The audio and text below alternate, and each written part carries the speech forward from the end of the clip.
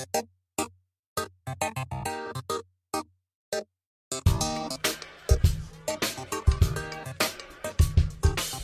and welcome to North and Chick, a podcast about food, community, and well-being.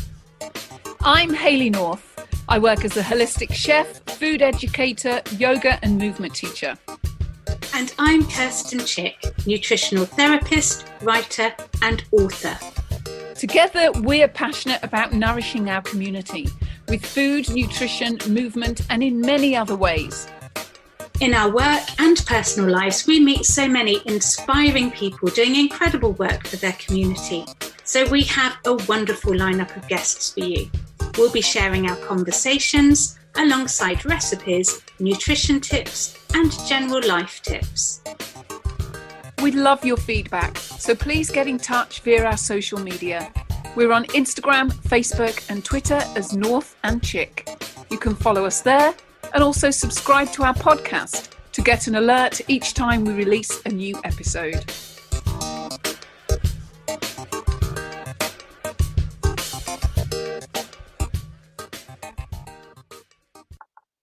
Hi everybody, and welcome to episode 8 in the North and Chick podcast series. Hi Kirsten, how are you?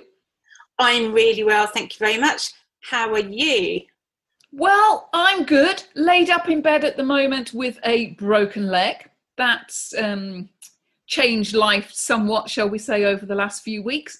But I am enjoying lying here listening to your recording of the up-and-coming interview with Atlanta Cook this month.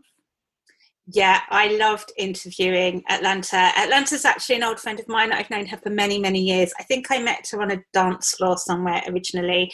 But she has been really instrumental in as an environmental consultant as part of Surfers Against Sewage. You'll hear all about her shortly, everyone.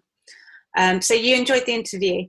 Yeah, I've enjoyed listening to the interview and now, of course, working on the edit. I mean, she's just such an inspiring trailblazer, isn't she? I mean, all of the guests that we have in this podcast are, and that's kind of the point of the podcast, isn't it? But she really is an inspiring human being. She's amazing. So Atlanta sent over some more information and her kind of official bio. And I was really struck by this quote at the end of it. I'm just going to read it out. She wrote, "Be part of the solution to global pollution. Be mindful of the ecological consequences of your daily actions. This not only brings sustainability closer for us all, but also brings meaning to your life and peace to your heart. Be the change you want to see." Atlanta Cook. Yeah, it gives me goosebumps. I mean, for me, this is what life's all about. For us as humans to realise the power that we have as people, as individuals, with the decisions that we make, the choices that we have, the purchases that we buy. We actually have a lot more power than we think we do. And we look to the establishment, to society, to institutions, to politicians. We look for structural change, but we hold the key, we hold the power. And I just love where she's coming from with this. She really brings it home. Absolutely. And a bit of the interview, she was saying about how we have to put the work in on all levels. So yes, we do need to influence and work on those big strategy levels and with the politicians, institutions and organisations, but they're also keeping an eye on public opinion. And we also need to do that groundwork. And do you remember when we were talking to Ellie Hargreave as well of Pedal People, and we were talking about if you see something that you could just easily change, why not be the person that changes that, whether that's moving a bin out of the way so that somebody with a pushchair or a wheelchair can get past, or, you know, those simple little things that take you moments and make a massive difference for the bigger picture, for somebody else or for society generally. Yeah, we can play a part too. And we can, every now and again, just add one little extra thing that we're doing. Because, okay, let's face it, life is overwhelming for each of us. So we can't fix it all. We can't do it all. And sometimes it feels like we don't have enough headspace to just do more. But every now and again, we can just think, okay, what that just little thing there, I'm going to change. So I thought we could have a little think or a little chat today, Hayley, about some of the things that we have managed to gradually, gently incorporate into our own lives over the years that help the ecology, that help with sustainability. So maybe let's start with our food shopping choices. Seeing as you're a holistic chef, I'm a nutritional therapist, I cook a lot as well. So what are you thinking about when you're sourcing ingredients? Seasonality, local producers, buying British as much as possible. Obviously, we're based in the UK. So even if sometimes if I have to go into a supermarket, for instance, and buy vegetables there, I will always take the time to look for the British options. And yet local independent suppliers, for me, where my money goes to, something that's really important to me. And actually, as a traveling chef, as a retreat chef, blessed to go shopping with very abundant budgets sometimes in various countries around the world. That was always my number one criteria, actually, when putting the menu together and then sourcing the ingredients, is to support the local people with that money, to put it back into the local economy wherever I was in the world. Now, it would be really easy to just rock up to the big supermarkets, to rock up to the big cash and carries, and that would have made my life much, much easier on many levels in my own life and in working life. But going out of my way to find those people, to put that money back in to local economy wherever I am in the world. Some of my favourite memories of running retreats with you, Hayley, is going to the market before we even start. Where's the local market? What day is it on? Okay, let's get there in time. Yeah, exactly. And it might seem like a hassle. People might say, why are you doing that? You could just nip to the supermarket, as I said, the cash and carry, get it all done in a few hours. But instead, no, it's going to take a day going here, there, everywhere, to this market, to that market, to all these different independent little shops. But like I said, there's the one thing is the sense of fulfillment of knowing where that money's going and what you're putting that money back into and what you're supporting, but also the relationships that you're building along the way and the people that you meet. Building community. Love it. Community, exactly. Yeah. The other thing that I think about a lot when I'm sourcing food, and this has always been an issue for me, is the whole organic, so either organic certified, or maybe they haven't been certified organic, because there's a lot of expensive hoops to jump through to get that certification, and really small producers can't always manage that. But when you talk to them and when you see how they're running things, it's more or less organic. And there used to be the debate of which is best, organic or local. And I'm in a privileged enough position to be able to do both. And the argument always used to be that, well, if you're buying local, it's lower air miles, road miles. So that's surely got to be the more ecological option, the more environmentally friendly option. But for me, actually, organic or heading towards being organic or even biodynamic is even more important, because you're putting fewer chemicals into the environment. So for me, buying organic where possible isn't just about putting fewer hormone disruptors and carcinogenic compounds, so cancer-forming toxins. I'm putting fewer toxins into my body, but equally, I'm putting fewer toxins into the environment, into the water, into the food chain of all the animals and insects and bees and birds and so on out there. So it's as important for the environment, it's important for biodiversity, it's important for the whole ecosystem, just as important for all of that as it is for my own individual health. So for me, there's never been a separation between the two. My motivation has always been what's best for the environment and what's best for me, and they go hand in hand. Yeah. And then of course there's packaging. That was the next thing on my mind. Now, it seems that packaging is a bit of a nightmare, because sometimes what you might think of as the kind of more biodegradable packaging, for example, might be heavier. So glass, for example, is heavier to transport.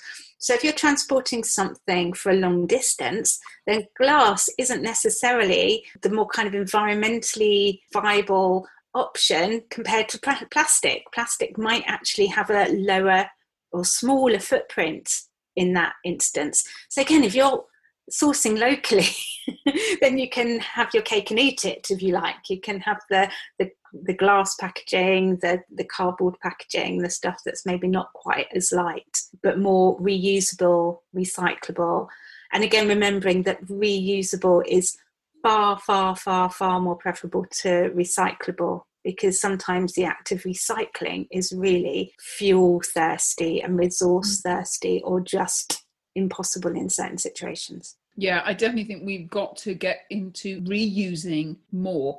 And so much of the packaging that comes from our food can just be used again and again and again and again. I mean, I use brown paper bags, for instance, so many times. All these lovely, they're not Ziploc, but you know, the bags, like salads come in a bag and they've got like a little clip to, like a Sealy. Like a Sealy thing, yeah. You just wash them out and they go again and again and again and again. Or little plastic punnets, you can use them again and again. You can take this stuff down to like a zero waste store, you know, and get things like your oats and your grains and your cereals and your nuts, and just reuse these packets. Absolutely. It seems like such a faff at first, doesn't it? Such a huge thing. But once you get into the habit of doing it, it's really becomes so normal and part of your just habitual way of living. And then you start to notice the unbelievably excessive amount of unnecessary packaging that our food comes in these days. You're right. Once you've done it a few times, it becomes more of a habit and less of a chore. And actually with habits, we use a different part of our brain that takes less energy. So the more you do something, it's science. It will get easier. Yeah.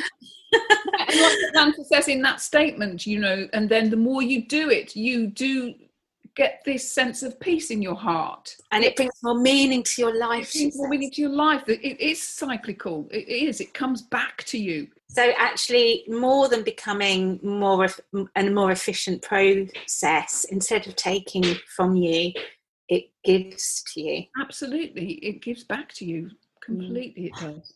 And I guess one other thing we should mention is food waste. A massive issue. It could potentially be just as much of an issue as plastic waste and so on. So we really need to be thinking about, are we buying too much? Are we throwing away bits of food that we could be eating or sharing or donating? So that's another major issue for this whole conversation about how are we living in this planet.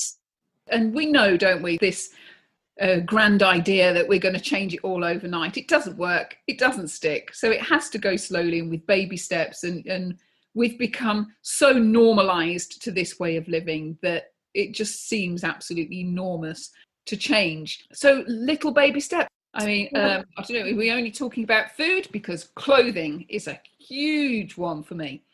It's something that's been a really big part of my life, particularly over the last 10 years, I would say, becoming more and more conscious about sustainability of clothing and the clothes we buy, the impact that the fashion world has on the planet, and not only buying less and buying what we need, but also making different choices about where we're buying from. It's that same thing of choosing where to put your money. And it may be that you just only have a tiny, tiny, tiny budget, whether it's for food or clothing or for both, whatever, but still making a conscious choice about what you're doing with that tiny budget. Are you going to go for quantity but poor quality? Are you privileged enough to go for a high quality, really well sourced all of the way? Do you need to make your decisions somewhere in between? For some people, your hands can really be very tied on this, but have a look and see what's out there. So when we were talking to Sarah Fernie from the very local food hub, so we're back to food temporarily, but during the pandemic, she helped set up very local food hubs to be able to distribute high quality food boxes at low cost to people. So by working together, we can create scenarios within individual communities where we can support each other to make those choices that we want to make, even on a lower budget. Yeah, and a number of our guests have also touched on the importance of now growing more of our own food. Not to say everybody's going to be able to have a plot of land or a garden to do that in, but even just the possibility of growing small things on our counter surfaces or on our terrace of our apartment, pots of herbs, lettuce, salads in small pots. We can all do something to be doing more for ourselves, growing more for ourselves, and being part of that resurgence of grow your own in whatever small way. It really does make a difference. If you don't have the confidence or skills or space yourself, then getting involved in community allotments, community gardens, there's so much out there. Also, on the clothing tip, there are, of course, charity shops and shops where you can buy second-hand clothes, like really good quality, but at lower prices. So that's a way of accessing sometimes quite lovely, good quality designer clothes or clothes made from organic materials, organic cotton and so on, but without paying the premium of brand new and without being sucked into that cycle of just buying new and new and new all over again. And there's also an increasing trend for learning how to mend and darn and make your own clothes. I've always been really impressed by people that do this because I'm not a natural sewer myself. But yeah, there are now workshops springing up everywhere where you can learn the skills to do this for yourself.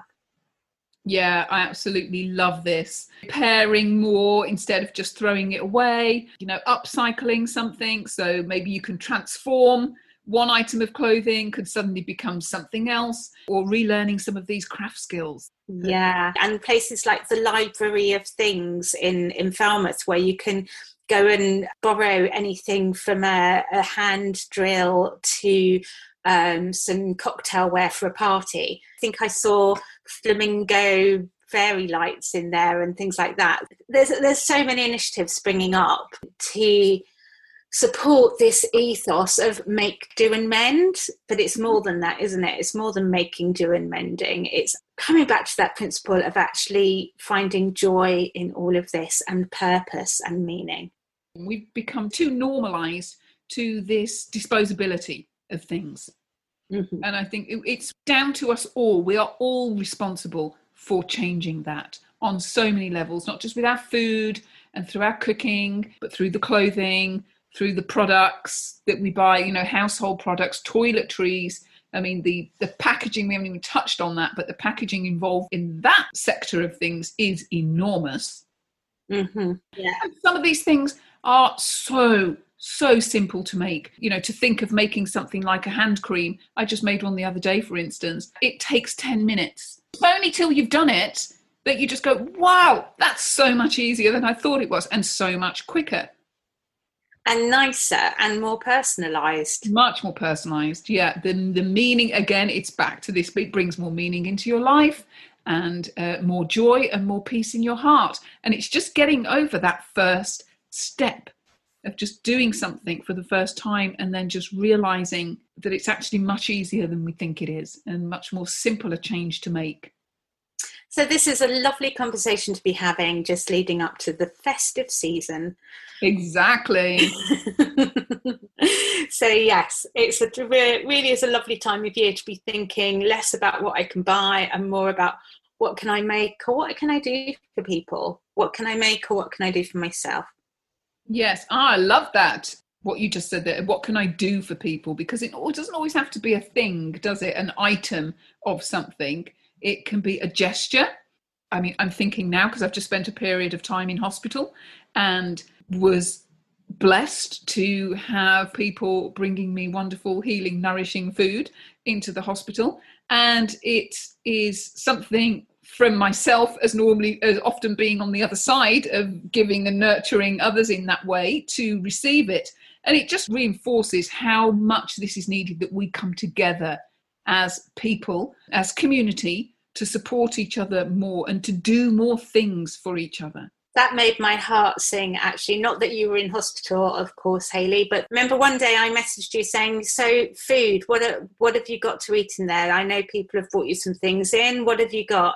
And the list you sent me brought a tear to my eye of the wonderful things that people were bringing in for you. That really was karma in action there. Yeah, it brought a tear to my eye, and it brought a tear to the eyes of the wonderful, wonderful women who were in their 80s and 90s that I was sharing the ward with, who were absolutely blown away by some of the things that were coming in. We did have a laugh about it. They found it really funny and entertaining, but it keeps reinforcing for me how much more we can do for each other. And as things just open our eyes, what can we do? Like in that pedal peeps, oh, could I just move that bin there? Could I just pick that thing up? Could I just drop off a little soup to that person I know who's in hospital there, or that person in my street who I know is not well at the moment or is particularly challenged with some stuff going on in their life? Yeah. Great. Go on then, Hayley, why don't you tell us a bit about Atlanta? Absolutely, with pleasure. So Atlanta Cook is a marine environment consultant. She started her marine conservation adventure in 1991, helping organise Surfers Against Sewage's first Brighton photo shoot and fundraiser. She was an SAS Brighton Media Rep and set up SAS North Devon, which successfully campaigned for the building of Baggy Point sewage treatment works at Croyde Bay. She became a director of SAS in 2000 and remained in post until the birth of her daughter. SAS named her an Honorary Life Member in 2005, and she continues the original Campaign for Clean Seas to this day. She became Co-ordinator of Seas at Risk Federation, an international federation of marine environment NGOs, in 2001, and has been an independent marine environment consultant since 2004. In 2017, she started to recruit Brighton and Hove schools to the national SAS Plastic Free Schools programme in a bid to help the city win the Plastic Free Communities Award. Alongside Atlanta Cook's work on marine pollution, she's been raising awareness of ecological and ethical issues within the Brighton community for many years, with events such as the Bosnia Festival in 1994, Green Waves Radio in 1995, and the Dance Parade on Brighton Seafront in 1997. She moved into the renewable energy sector as a conference organiser for the World Sustainable Energy Trade Fair from 1997 to 2001, and then moved to the Netherlands to work on the marine environment full-time. More recently, Atlanta has become a co-founding trustee of Beacon Hub Brighton, an eco-education and visitor centre for the Beacon Hill Local Nature Reserve. With the need to teach land regeneration practices to enhance biological diversity becoming ever more urgent, she now works as part of the Land Tribe Collective at Stanmer Organics to Skillshare and encourage regenerative agricultural projects here and abroad. So really happy to have you here today, Atlanta. Thanks for joining us. Thank you for having me. Let's start with Surfers Against Sewage. So how did you get involved with them? Yes, it was back in 1991. So I was 21 years old, and I had the very good fortune to be introduced to a gentleman called Chris Hines. And he was down in Brighton basically representing 5 surfing families from North Cornwall. And they were all getting sick from the sewage pollution in the bay at St Agnes, where they came from. And he told me that there was 80 Olympic-sized swimming pools of sewage being dumped into the sea off Brighton every day. Wow. Yeah, as a 21-year-old, I was quite shocked, seeing how you're going to see quite a lot. Were you surfing by then? Yes, that was around about the time I started, but I suppose I was more sort of beach combing, if you like. We're always looking for treasure on the beach, definitely in the water swimming. But yeah, it was around about 21 with that group of friends that I started to boogie board. And so yeah, it was very distressing to hear, as you can imagine, and we were very much inspired to help promote their campaign and to start fundraising and stuff for them. And so yeah, that was 1991, and haven't looked back really. Just still got my Surfers Against Sewage sweatshirt on today, which I know your listeners won't be able to see, but yeah, it's a bit of an obsession still, shall we say, to really promote the original Clean Seas campaign. The need is still really evident. There's still a lot of terrible pollution, especially down in our region, down here in Southern Waters area. We have horrendous sewage pollution incidents, repeatedly the worst in the country for the last few years. And Surfers Against Sewage have just released their water quality report for 2021 yesterday, just explaining once again just how awful Southern Water, as well as other water companies' track record is. But, they really are exceptional. Back in 2019, when Surfers Against Sewage released their water quality report then, it was the same scenario, but they had just been very, very heavily fined by the Environment Agency. So at least they'd had a bit of a slap on the wrist. But certainly looking at the 2021 report, there's been no improvement. If not, it just seems to be worse, really. Wow. Has there been any improvement since you started working with Surfers Against Sewage, do you think? Yeah, there's been a lot of improvements around the country. Surfers Against Sewage reps are always working with local people who have, a problem in their river or their bay or coastline. Major improvements come about through communities getting together, and Surfers Against Sewage very often is the catalyst for that. So they'll draw a community together and help them demand sewage treatment improvements. For example, back in 2001, it must have been, I was in North Devon, and I was able to bring the Croyde community together to force through an upgrade of their sewage treatment works, which actually was built in 2003. So although that 3 years sounds like a long time, that's not for a sewage treatment work that had been stopped from happening for almost 20 years by local people who didn't want it to be built by their houses. They had managed to block this sewage upgrade for decades, literally. So that kind of happens all around the country, where you have Surfers Against Sewage reps that are always working with people to help them, tackle their own issues. But Southern Water have been particularly tricksy.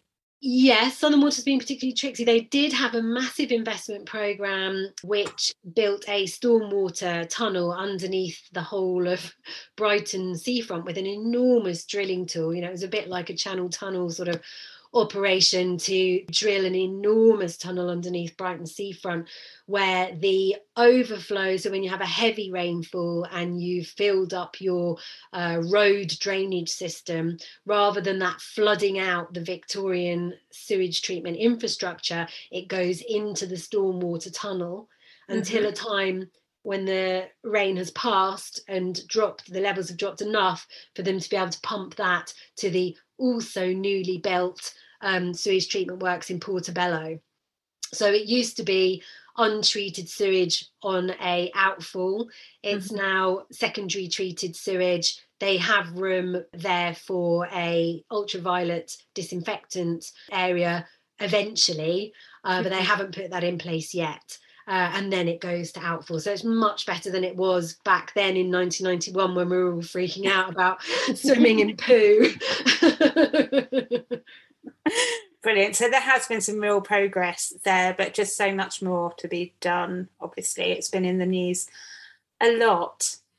Yeah, so much more to be done, because and also you have so many more people going in the sea now. You've got a lot of people during the coronavirus era, should we call it, that have sort of resorted to going in the sea and on the rivers and lakes around their areas for well-being and recreation, because there was nothing to do, obviously, aside from that. And so you have a massive increase in people getting sick from these sewage pollution incidents, and therefore interest is being focused on sewage pollution again, which is fantastic for us at Surfers Against Sewage. We always, welcome anyone reporting an illness or getting involved in the campaign to end sewage pollution. Surfers Against Sewage have got quite a lot of weight behind them now, haven't they? They've been doing this for so long.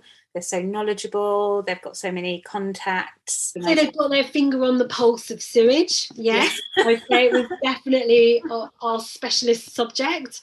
Our motto is not just surfers, not just sewage, though. So we have also kind of veer out into a number of other related topics, such as sewage-related debris.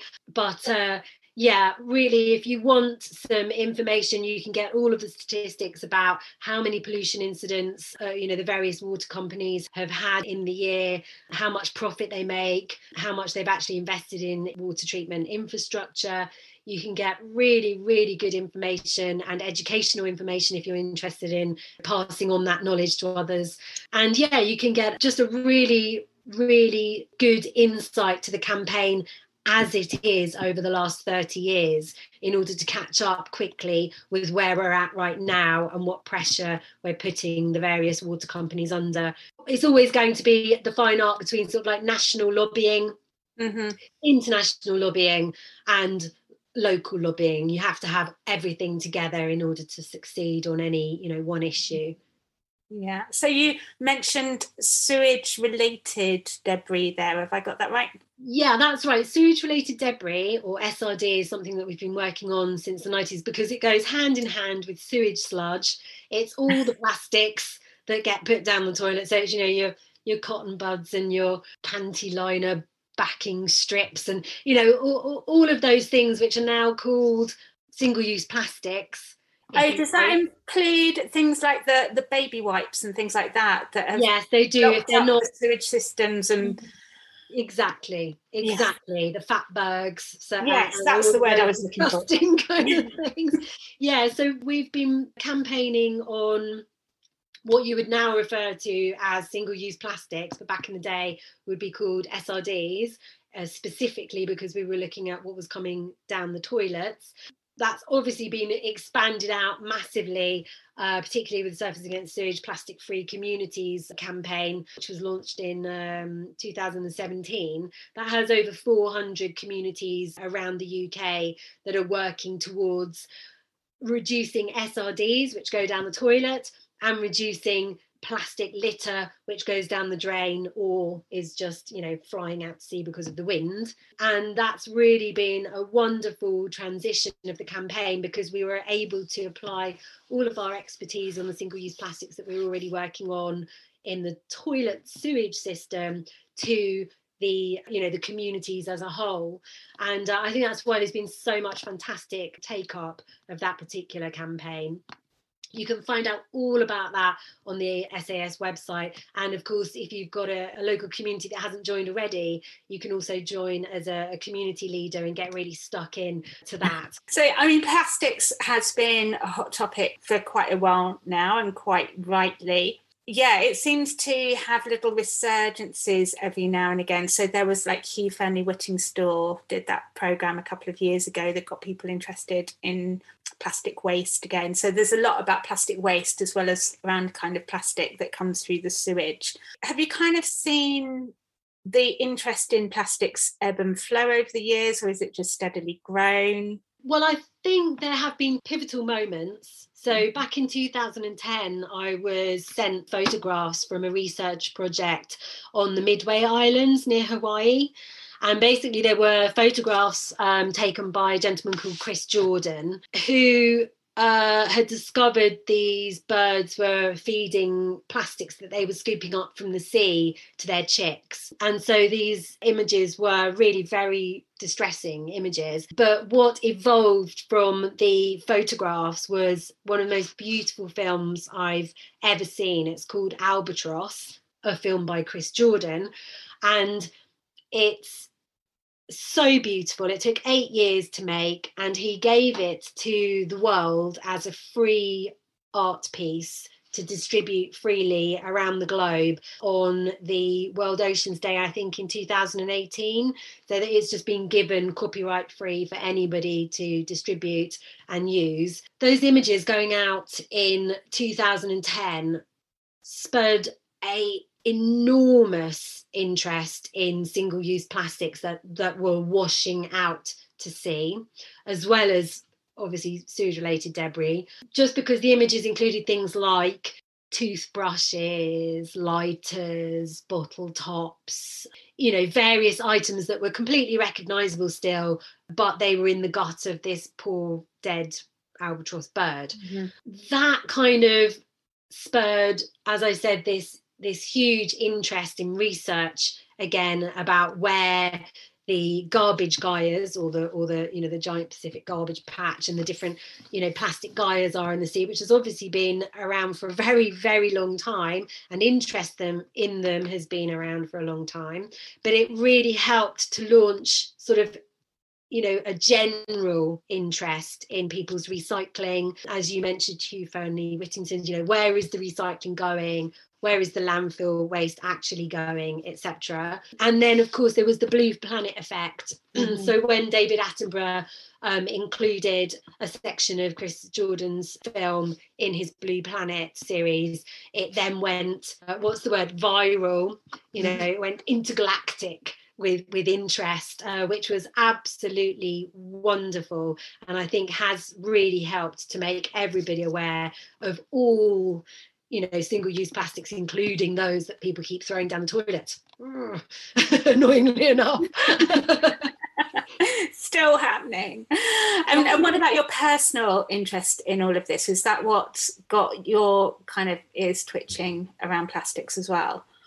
Yeah, that photograph motivated me into 10 years of action on that. So I started locally with sort of, I was already doing my beach cleans locally. I was already doing my Surfers Against Sewage local rep type work, and trying to encourage people to beach clean and pick up litter as a kind of recreational pastime. And I think we really succeeded in that. The objective was to make it a free family entertainment event, and I think that really worked. And the other side of that, which was Surfers Against Sewage in the background, creating the Plastic Free Communities campaign, which when that was launched, we managed to also, be the first in the South region. So we had Plastic Free Ovingdean registered first. We've got Plastic Free Rottingdean, which got stalled due to corona delays, but that's in a position to actually get its award. And then there's Plastic Free Brighton and Hove as well, and lots of organisations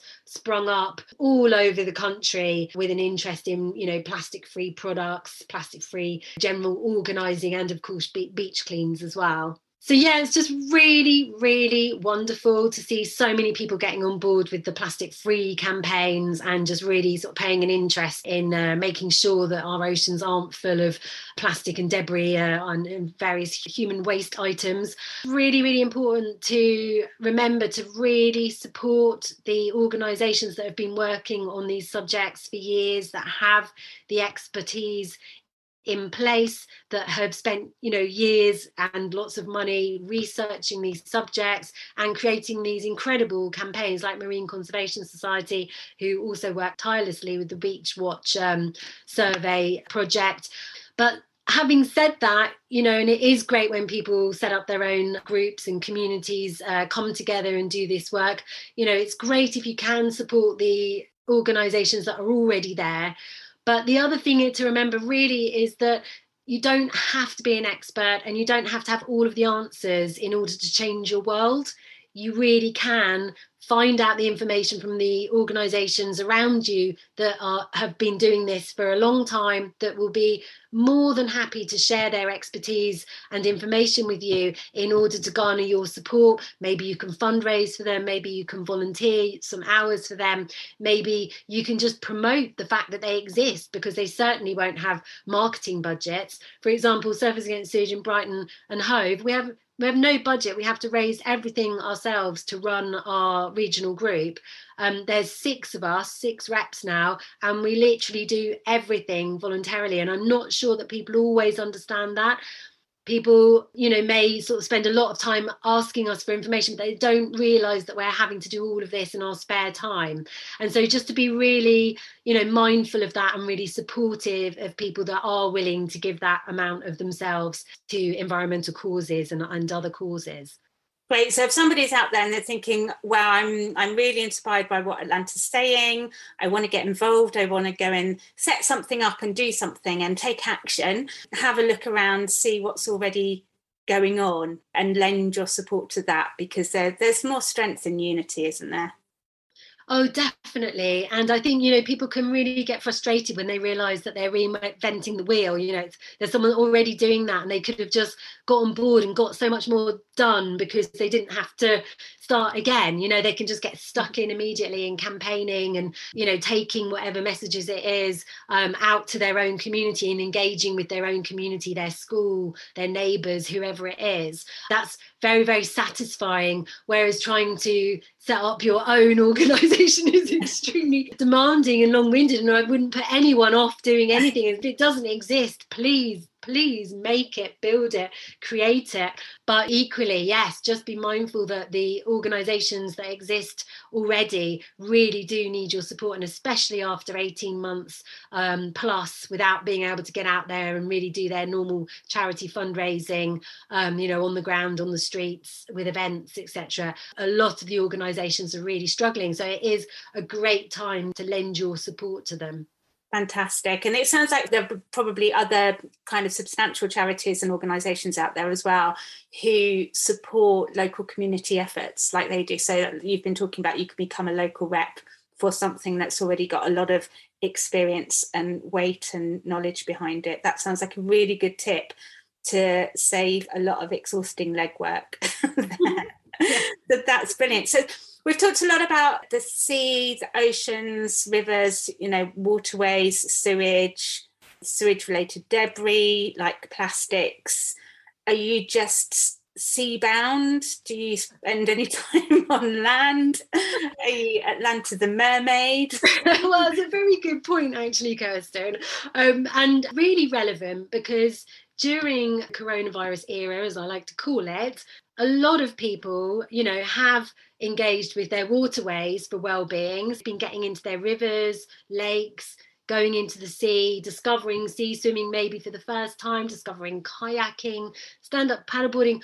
All of these things have had an exponential amount of interest, and completely sold out of stand-up paddleboards, didn't they, in this country? Couldn't get them in fast enough. And so that has really increased activity on the water. It's greatly increased people's awareness of pollution incidents in the various different water bodies, which is wonderful, and has increased reportage of illnesses, sicknesses related to those pollution incidences. So that's been really one amazing thing to come out of it with regards to water.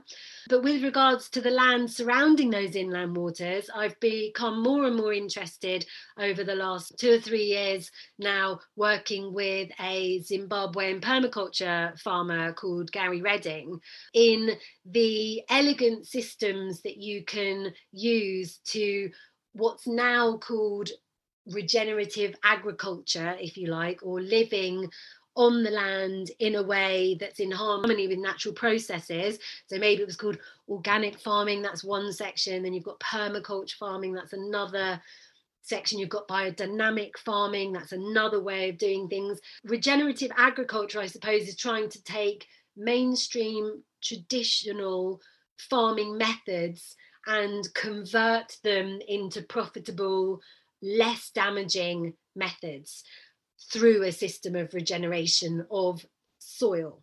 And so understanding soil just as your baseline for running a farm, I guess, would be a good way of explaining it. That's obviously a massive part of organic permaculture, biodynamic, the various ways of using land. But what we're trying to do is create the opportunity for people to collaborate in order to actually get their hands on some land, because actually that's what's really stopping land from being regenerated or handed over to wildlife or allowed to rewild, or whatever you want to call it. If we just call it increasing biodiversity, then that covers everything. You're increasing the soil health, you're increasing the wildlife that's able to use that land, and really you should be adding humans to it, because we are part of nature, we are part of biodiversity. So what we've done is founded Land Tribe to collaborate with others who want to work land cooperatively. So we've bought some land in Portugal, along with a lot of people, I think, in the last 18 months, to run a sort of a demo regenerative land project, so that we can also take this central Portugal area and teach a bit more about biodynamic, permaculture, organic land management. But what's actually crucial is that 3 women and their families will actually be able to get their hands in the earth. And that's the main objective. You get up and you have the opportunity to be in your garden with the earth itself, with the soil, connecting to your garden, connecting to your food, and just generally, living with the natural cycles in a more holistic and ecological way. And I know there's a billion, zillion, gabillion projects like that, but I have to admit that I'm really, really excited about this, because by collaborating and using a smaller amount to invest, you're actually increasing the amount of people that can live in this way. And that's our hope for a number of different collaborative communities. That sounds amazing. And it ticks so many boxes as well, because you're nourishing the soil, which is amazing for biodiversity. But also, if you are growing crops from that soil, it's going to be a much more nutrient dense soil. So you're going to be much more thoroughly nourished by the food itself, and much more thoroughly nourished by the experience of getting your hands in the soil and living in such a biodiverse, amazing environment. That's it. And it's just too expensive to do in this country. So Gary and I, we're talking all the time about how do we get land here? How do we get on some land? How can we buy some land? How can we get someone to lend us some land? How can we lease some land? And it just really is prohibitive. Whereas, clubbing together with others, getting some help with how to do that, so that you don't feel like, oh my God, I'm just on my own doing this, becoming another land tribe effectively. We're really happy to share our knowledge and our contacts to help people to do this. So maybe for like an investment, it still sounds like a huge amount of money, but like £10,000 to £15,000, you may be able to collaborate with 3 or 4 people and buy a big chunk of land, like a hectare each, in order to have this lifestyle. So really sort of facilitating and helping people with less money get land. That's got nothing to do with building and development and houses and this, that and the other. You can have small agricultural support buildings on your land in order for you to farm. But we're not talking here about developing land in Portugal. We're just talking about, having a base from which you can grow.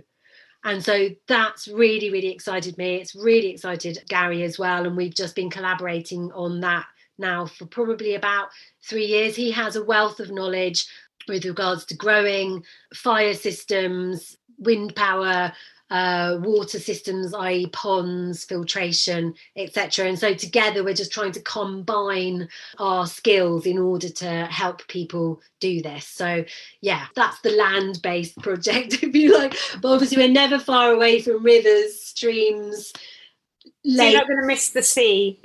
No, we'll definitely still be by the sea as well. And so this whole thing has got a conservation focus to it. Absolutely. As well as a lifestyle focus. It's all about increasing the biodiversity, but as Gary would say, it's about the human in the landscape and the human enabling the increase of biodiversity where land has been impoverished, where it may have been burnt, where it may have just been, farmed to within an inch of its life in a conventional way. So yes, it's definitely about that. And it's definitely about purifying the waters and expanding the waters, especially in central Portugal, where they have terrible issue with wildfire. We'll be fully demonstrating just how many ponds and wildlife, lakes or pools we can create on one piece of land, and how that's integral to the growing system, and how you use those natural cycles in order to keep the water in your land and not let it run away. So is this the first time that you've been involved in a land-based project? No, actually, quite a few years ago, I think it was 2014 it must have been. I was involved with a group. There were 5 co-founders of an organisation called Beacon Hub, charitable incorporated organisation. And the main objective for that was to incorporate a disused miniature golf course into a local nature reserve when it became disused. And we petitioned the Brighton Hove City Council to incorporate it into the boundary of the nature reserve. That project is very different because it's in fact impoverished soil. It's chalk grassland, and the grasses and the particular flowers and then all of the different invertebrate, etc., that rely on that actually require a really impoverished soil and a really tight sward of grass. And the really lucky thing was that the golf course had been using a seaweed fertilizer and not a chemical, not a synthetic nitrogen fertilizer, so it was in fantastic condition. And it converted very quickly and very beautifully with high biodiversity around the putting greens. And so once it had been put into the nature reserve's boundaries and under higher land stewardship, we were, able to just watch it blossom into this incredible, beautiful wildflowers, loads and loads of lovely birds visiting, loads of butterflies, and it was just stunning. And then we also had the good fortune to get the lease on the golf course pavilion, so it was just like a little hut where they gave out the balls and the clubs, and they had a little cafe kiosk at the back. And so we've been running that as a little volunteer run community cafe since back then as well, since we actually got the lease in that was 2016. And that was a lovely community project, just a community coming together. Like I say, the co-founders volunteered all of their time, became trustees of the CIO, and continue to do a great job and provide a great facility for the local community in Rottingdean, a nice little cafe. And of course, this greatly enhanced and enlarged local nature reserve called Beacon Hill. Lovely. And it's, this is what I really love about what you do, is you're very much involved at a community level. So I know you've also been involved with larger companies in the past, I know, and done consultancy work, but actually what you seem to be most passionate about and come most alive about is this work that you've done with your community. I think community outreach work is the most satisfying, because you do need to be working at all different stratas. You need to be working at national level, campaigning, lobbying. You need to be working, with your local authority, campaigning, lobbying, pushing for the change that you want. But unless your community is actually demanding the change with a loud enough voice, none of that really works. None of them work alone. It all has to work together. And I think the incredible energy that you get from a community once it's informed and inspired, like they might be informed about their sewage pollution, like with Croyde Bay, or they might be informed about their single-use plastics pollution, like with Rottingdean and Plastic Free Rottingdean and Ovingdean, etc. You just see a community really rally together and get behind something, and that's really, really satisfying. And that's definitely what we're going to be doing in Portugal. We're going to be looking for the worst soil we can find, and we're going to be going and talking to those farmers and saying, we've got this incredible way to bring water into your land. Do you want us to help you? And also looking at, other local issues that might come up, and just really just be helpful to our local community in the UK and over there in Portugal. Amazing. So there's one question that we ask everybody who comes onto the North and Chick podcast, and that's to share with us a food memory. So Atlantic Look, what's your food memory? Right, okay. Yeah, so I think I was going to tell you about me and coconut water. And now I have a little bit of umbrage with this, just because coconut water tends to come from coconuts, which tend to come a rather long way over to my stomach. And, food miles, etc., etc. I don't buy coconut water regularly, but when I do buy it, it's because I feel like I really need it. And that comes from a really visceral memory that kind of is sparked whenever I drink it. So I literally have this incredibly ecstatic moment that is full of gratitude. It's full of just the sheer joy and wonder at how something can possibly taste so good, how it can possibly feel as it's going into your body, like it's doing you so much good. I don't get it really with anything else except for maybe fresh spinach leaves. Got a bit of a passion for them, but there's just something so wonderful about it. And so when I do kind of give in and just go, oh my God, I really want some, and I give in to that craving.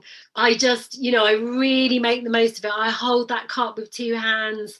I give gratitude for it. I take it in and I feel completely blessed by it. It's a wonder. It's one of the seventh wonders of the world for me.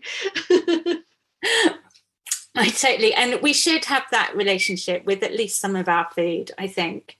We really should. And we should have that sense of joy and gratitude about all of our food, really. But there should be certain foods that make us feel like that. Yeah, like in awe. You're in awe of this incredible thing. You cannot describe it, but it just has an amazing effect on you. That blueberries and spinach, and I could easily live off that. I don't know if you would say to me, maybe you need something else, and I might need to add a little bit of protein to that. And on that note, actually, the other thing I wanted to bring it back round to the sea again, where we started. Fish. Do you eat fish? All right, I eat a little bit of fish, but I really do suggest that you say no to fish and don't buy fish unless you've checked the Good Fish Guide, which is created each year by the Marine Conservation Society in collaboration with their Dutch colleagues. It's really, really important to understand the state of the fisheries. It's really important to understand how important it is to leave fish alone when they are reproducing. How, for example, you should never, and I know some people are going to go, oh no, but I mean, monkfish just shouldn't be on any menu anywhere. They don't reproduce until they're 25 years old. They are a deep sea fish that should just be left in the deep sea doing their thing. I know it's delicious. I have eaten it, when I was 20 something back in the day. I know it's lovely, but I think I can get over missing out on that for the sake of that incredible population of deep sea anglerfish. It is so important to just really take care that you're not adding to the pressure that's on these fisheries that so many people around the world depend on, literally for sustenance. We don't depend on the fisheries for sustenance in this country. We are able to get a myriad of different foods to cover our nutritional needs. We don't need giant tiger prawns from Thailand or monkfish from the deepest seas. It's just nonsense. It's a culinary greed that upsets me a little. And although I don't classify myself as vegetarian or vegan or pescatarian or any of these things, I always tell people I prefer vegetarian food. I prefer to be more vegetarian than anything else, but that doesn't mean I'm not going to accept someone's food, when they've made me something nice, and I rocked up at their house or something. I try to be a bit fluid because I don't want to put myself in a box. I really don't want to kind of say I'm one thing or the other. I just try to be really careful with everything that I eat if I can. So monkfish always off the menu, but the Good Fish Guide, so that changes every year, does it, according to where the fish population is at right now? Yeah, it's a really, really well-researched, accurate guide. And they have a pocket edition that you can ask to have sent to you if you want one in your shopping bag or in your purse bag or something. And they also have an app that you can download onto your phone. So you really can just see, when you're looking at in your supermarket or your fishmonger or wherever you are, you can literally look up that product and see how vulnerable it is. It will tell you, whether it's on the brink of extinction, whether it's a good fish to buy. It really is useful. Fabulous. Brilliant. So thank you so much for sharing your time with us today, and yes, just your wonderful knowledge about all of this. Do you have any parting words for anyone listening out there? Any final message that you want to get across? Any projects that you think people should really be looking into now or worth supporting that are relevant right now at this moment?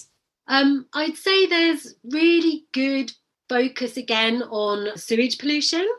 and that it is a really good time to look for your local Surfers Against Sewage or Marine Conservation Society group and see if you can help them in any way. They haven't been able to fundraise, as I said, normally in the last 18 months. They're under a lot of pressure.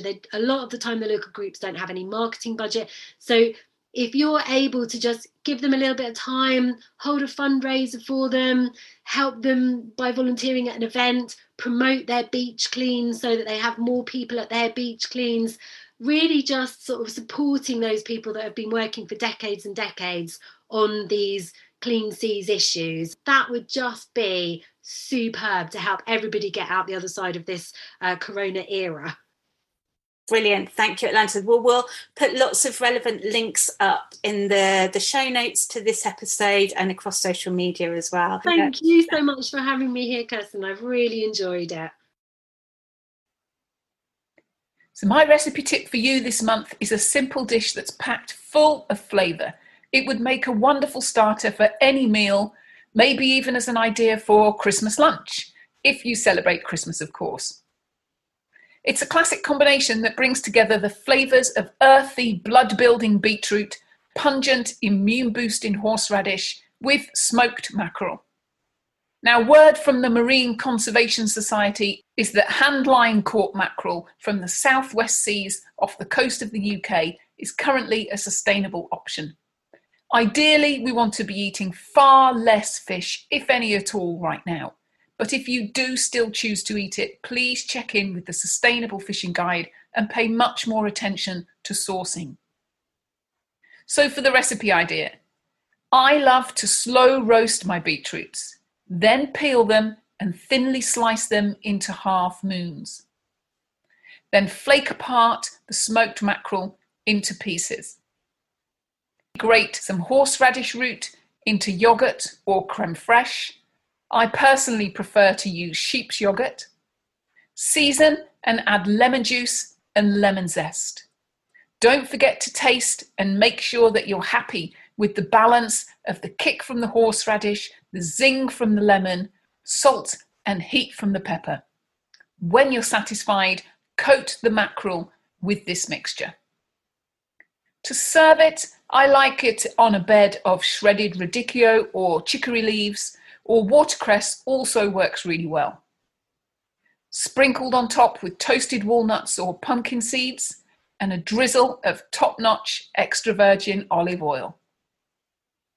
And as I mentioned, this works well as a starter. You can plate it to look really beautiful. Also, it's wonderful with a rye or sourdough toast or crackers. It's a great idea for a canapé too, layered up on a little crisp bread or an oat cake, and a larger portion would work really nicely as a lunch with some warm new potatoes added. My nutrition tip this month is around two types of omega-3 called EPA and DHA. You get these in fish oil, so particularly rich in oily fish like salmon, mackerel, trout, herring and sardines. EPA is really important for anti-inflammatory processes, so you really don't want to be low on that. And both are needed for brain health too, and a lot more. Now, if you decide not to eat fish regularly or at all, then you can make EPA and DHA from nut and seed oils, but very inefficiently. So you may want to consider a supplement. The good news is that you can now get algae-based EPA and DHA supplements that are completely vegan. And if you do eat fish, remember Atlanta's tip about using the Good Fish Guide.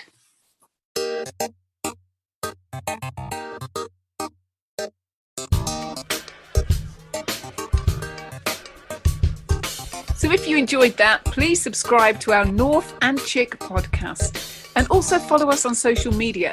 We're on Instagram, Facebook and Twitter as North and Chick, all lowercase, no spaces.